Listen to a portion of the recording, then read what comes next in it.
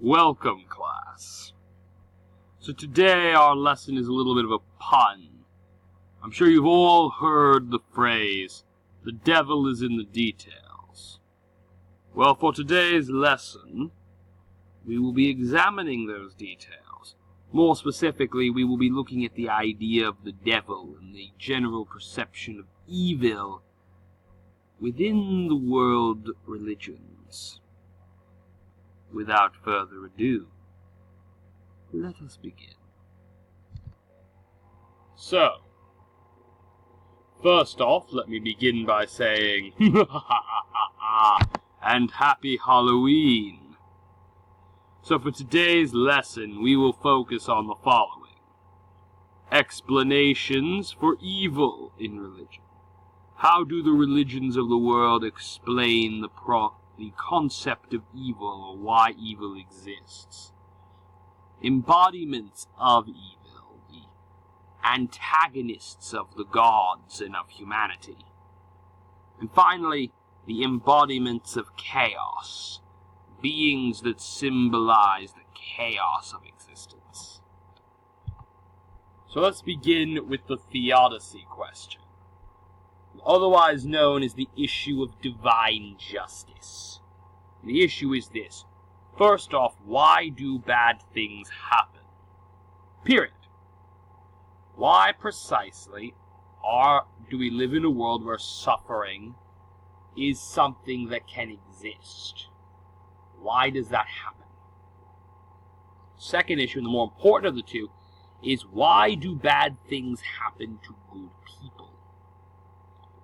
We understand it's easy to accept the idea that bad things will happen to bad people, but bad things happening to good people, that's an idea human beings struggle with. And it's something they often turn to religion for to answer. And most world religions will at least make an attempt to answer this question. So here's some religions that don't. So animism and totemism. Religions of the olden days, or the primordial Paleolithic. They do not care much for this idea.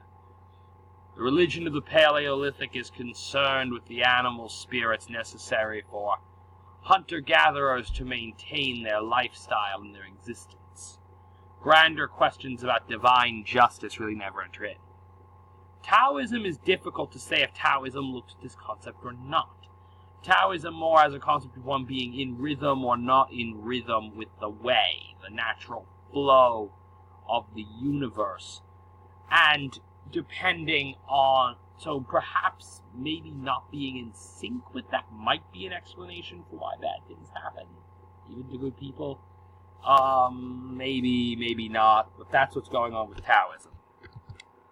So how about the polytheistic answer? So why did the first religions with temples, the big polytheistic pantheons, why did they believe bad things happen? Well, bad events were punishments from the gods. So if something was happening that was bad, it was a divine punishment. The problem is the gods are cruel. So even good people may be punished if a god felt inclined to do so. A famous example of this is seen in the myth of Medusa in ancient Greece. Now, most of you have probably heard of Medusa, a hideous gorgon with fearsome fangs and snakes for hair, who was believed was so hideous that to even look upon her put the viewer at risk of turning to stone. But what's fascinating and most tragic about the story of Medusa is the Greeks said she was not always like this. As a young woman, she was a beautiful priestess who was confined to the service of Athena. However, her beauty caught the eye of Poseidon, so the Greeks say. And Poseidon, in his lust, raped her. because this caused her to violate her temple vows of chastity, Athena, in basically one of the cruelest moves we will ever see from any of the pagan gods, decides to curse Medusa for violating the vow which she never intended to violate. Actually violated by Poseidon, who was Athena's uncle, but long story short, Athena curses Medusa, depriving her of her beauty and making her into a gorgon. So again, the gods are cruel. And so, it was entirely possible that even a good person like Medusa could end up in such a condition. So what about the Dharmic religions, you're probably wondering? What about those religions that believe in karma, the Buddhists and the Hindu people? How do they explain this phenomenon? Well, all bad occurrences for them are the result of bad karma, which is caused by the actions of that person. So your actions, every action produces a reaction, and that reaction is karma. Now, since karma may be earned in an earlier life, if we see bad things happening, even to good people, it's possible that since if they lived a previous life, that even though they're a good person in this incarnation, they may not have been such a good person in a previous incarnation. And as a result of that, they're now reaping the bad karma from that earlier life and are suffering in their current incarnation. Now, how about monotheism? Well, the three monotheistic religions delve into a problem because they've theologically painted themselves into a corner. That is to say, they've created a set of conditions which make it nearly impossible to answer the theodicy question in any specific way. So, by the time we reach the modern period, Christianity, Judaism, and Islam all feature the concept of a God who is omniscient, omnipotent, and is also good and just.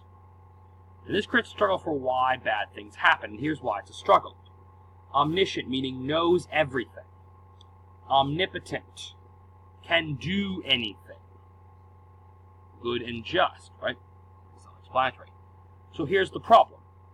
If you have a God who knows everything and can do anything he likes, it makes it very and is also good and just. It doesn't seem logical then for bad things to transpire, since he, as a just and good God, would not want bad things to happen. These religions don't think of a God that's cruel like the polytheistic folks do. On top of that, to say that God is omniscient and omnipotent really creates an issue, because you can't say that God simply did not know bad things were happening, or that he knew but was powerless to do anything to stop it. So that creates an issue. That is the central problem of the theodicy question, is how to explain that. I don't have a good answer for the theodicy question. Not many people do. I've seen two clergymen both pretty much throw up their hands and have trouble explaining it. So, that's the theodicy question. So now we reach the spiritual antagonist. So many religions have the concept of a spiritual antagonist, an entity or a being that struggles against God or against the gods, and who ultimately works for the destruction of humanity. So, a great example of this that we see in the polytheistic tradition is Apep. Apep is an evil god in the Egyptian pantheon, described as a great serpent which attempted to devour the sun, to devour Ra. The Egyptians believed that every night after Ra, on his boat of the sun, sailed across the sky, would have to journey through the underworld to get back to the east where he rose each morning. Now, when in the underworld he encountered the serpent Apep, who would attempt to murder him, to devour him, The Egyptians believed that if he ever succeeded, the sun would not rise and the world would end. So this made Apep a greatly feared being within the Egyptian pantheon. There are spell books given to Egyptian priests, specifically on how to destroy the serpent or how to ward it off. Its visible. So, that's Apep. Now, what about the devil? So, in the Abrahamic religions, Judaism, Christianity, and Islam, there is the concept of the devil, fallen angel, meaning he was once one of the heavenly hosts, one of the angels, lesser divine beings that serve God in heaven, and that he rebelled against God, and as a result became the devil, the chief antagonist of God and of humanity. Now, I'm not 100% certain on what is the correct Islamic term for the devil, so in the meantime, I've left you with the Christian and Jewish terms, and these should be enough to keep you satisfied for a while. So, one term we see is Satan, which is from the Hebrew Hasatan, meaning accuser. This was also curious that the term Hasatan was also the traditional title of a prosecutor. Lucifer, which meant light bearer. One of the descriptions that we see, not in the Bible, but in later texts, is a description in which, before his rebellion, the devil was described as being beautiful, and even being one of the most beautiful and powerful angels prior to his rebellion against God. Now, another phrase we see is Beelzebub, or Baal-Zevuv, which means Lord of the Flies. Now, the final one, which I want to talk about, is Samael.